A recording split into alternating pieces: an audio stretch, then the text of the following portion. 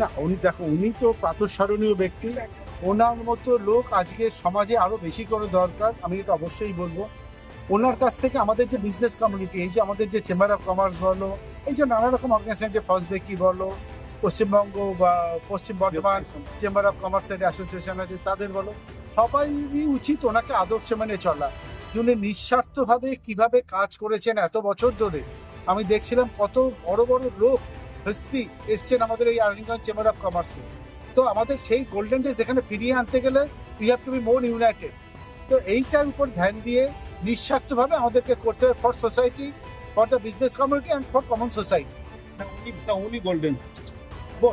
উনি গোল্ডেন না হলে তো গোল্ড তো আসতো না। উনি উনি ইয়ে ছিলেন বলেই তো গোল্ডগুলো তা অত ভালো ভালো লোক এসছে। পোস্টাল ডিপার্টমেন্ট ওটাকে কিভাবে? এটা বিশাল ব্যাপার।